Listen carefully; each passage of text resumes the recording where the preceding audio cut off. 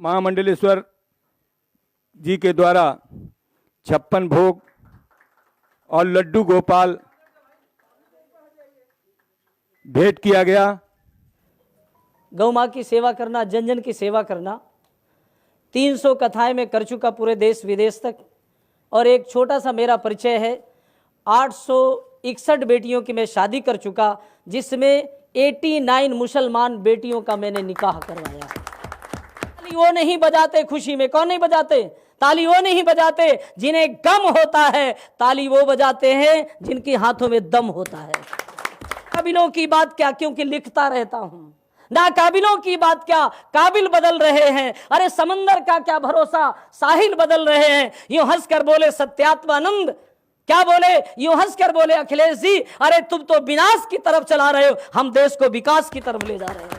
भैया को इस समय लाठी की जरूरत है, साधुओं की। और मैं आपको वचन दे रहा हूं कि आज के बाद आप ये मत सोचिए कि साधु समाज आपके साथ नहीं है। मैं आपसे आश्वासन देता हूं, इस देश का नौजवान साधु आपके साथ लगेगा और इस देश में आपको मुख्यमंत्री बनाएगा। सम्माननीय, परम आदरणीय, इस देश की जन जन की समस्या सुनने वाले और लोगों के अति प्रिय और मेरे प्रिय अनुज आदरणीय यशस्वी श्रीमान अखिलेश यादव जी, भावी मुख्यमंत्री। मैं समझता हूं कि क्योंकि मैं पहली बार आया हूं, देश में जीता हूं और ये कह सकता हूं कि देश विदेश तक मेरा एक छोटा सा परिचय है। गौ माँ की सेवा करना, जन जन की सेवा करना, 300 कथाएं मैं कर चुका पूरे देश विदेश तक। और एक छोटा सा मेरा परिचय है, 861 बेटियों की मैं शादी कर चुका, जिसमें 89 मुसलमान बेटियों का मैंने निकाह करवाया।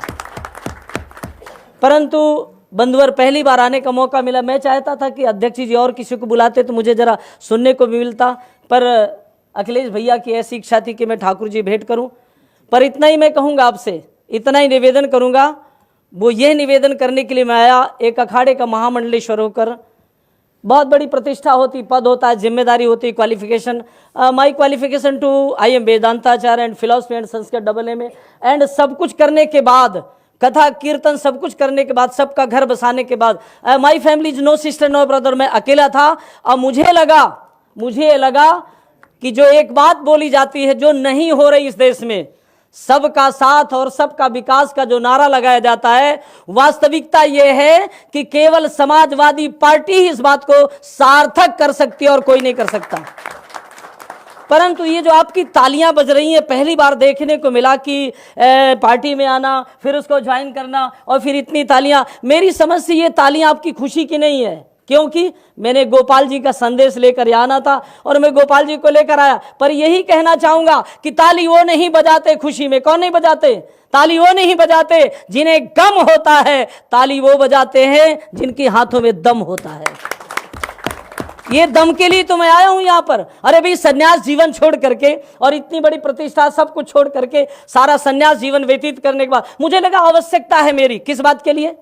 आवश्यकता मेरी इस बात के लिए जो मुझे मेरे ठाकुर जी ने कहा, क्योंकि ये जो मंच है ना, इस मंच का अधिकार, इस मंच की प्रतिष्ठा, यहाँ का सम्मान और यहाँ का बहुत बड़ा पद भगवान कृष्ण ने यदुवंशियों को दिया है और किसी को भी नहीं दिया।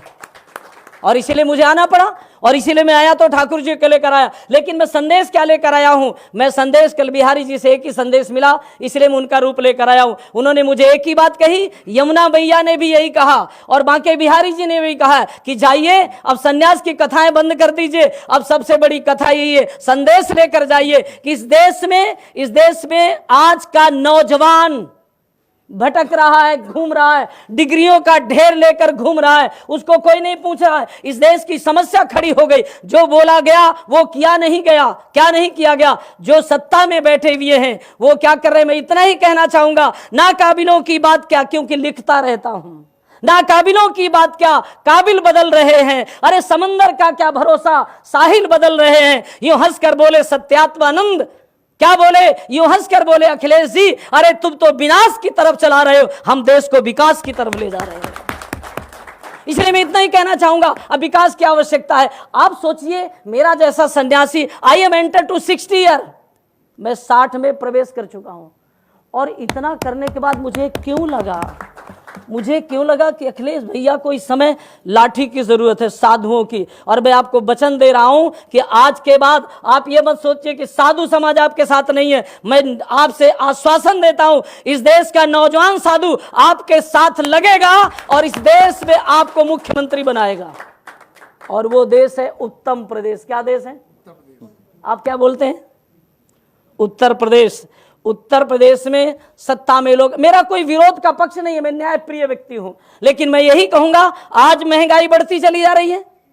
आज इस देश में महंगाई बढ़ती, किसान परेशान है कितने महीनों से। बार बार मैं अंबाला आश्रम में, मेरा बहुत बड़ा वृंदावन में, बार बार निकलता रहता हूं, देखता रहता हूं, उस समस्या को पढ़ता भी रहता, सुनता रहता हूं। लेकिन किसानों का, वाकई लोग कहते कि मैं मसीहा हूं, मैं सब कुछ कर रहा हूं। अभी किसान की तो बात सुन रहे थे आप, क्योंकि मैं तो पहली बार आया, लेकिन मैं इतना ही कह सकता हूं, किसान का ही हम दिया खा रहे हैं।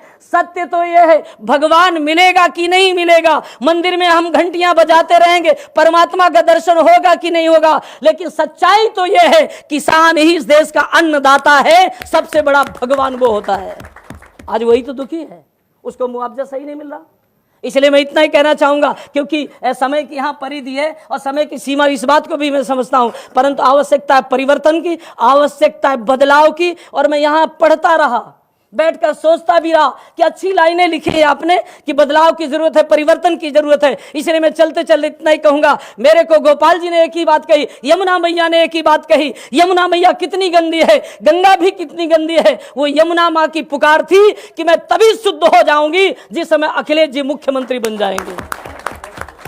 ये किसी के बाप की बपौती नहीं है कि वही गंगा साफ कर सकते हैं, वही यमुना साफ कर सकते। भारत की धरती में जन्म लेने वाला ना कोई हिंदू होता है, ना मुसलमान होता है। अरे जो इंसान होता है वो इंसान होता है। इसलिए इतना ही कहूंगा, और इतना ही कहकर विश्राम देना चाहूंगा।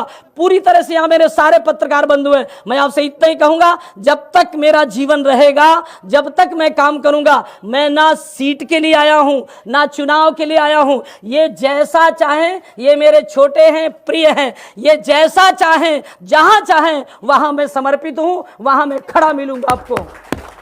इसलिए इतना ही कहूंगा, और इतना ही कहकर बात को समाप्त करूंगा। और वो ये कि बदलने वाले तो वो भी क्या करते हैं, बदलने का काम करते हैं।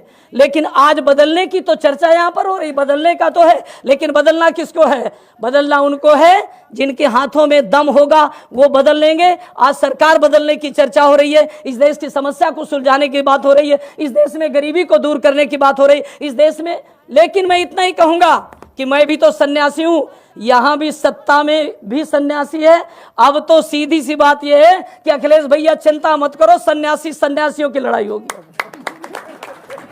क्या घबराते हो, क्या चिंता करने की बात करते हो? इसलिए चिंता करने की जरूरत नहीं है, परंतु इतना ही कहूंगा, आइए संगच्छध्वम सम्मिलित्वम। मैं तो देखो साधु होकर, लोग कहते मुसलमान अलग करो, अरे भाई याद करिए, अब्दुल रहमान खान, इतना बड़ा नाम है उसका, जिसने वृंदावन में 2 दिन रहकर भटकता रहा, घूमता रहा। ये कहानी नहीं है, घटना है। लेकिन लोग कहते कि मुसलमान ठाकुर को नहीं मानता, मंदिर को नहीं मानता है। लेकिन उस रहमान रस खान ने 3 दिन बाद बांके बिहारी जी को रात में 12 बजे बाहर निकाल लिया था और गले से लगाकर टोपी और कुर्ता पहना दिया था।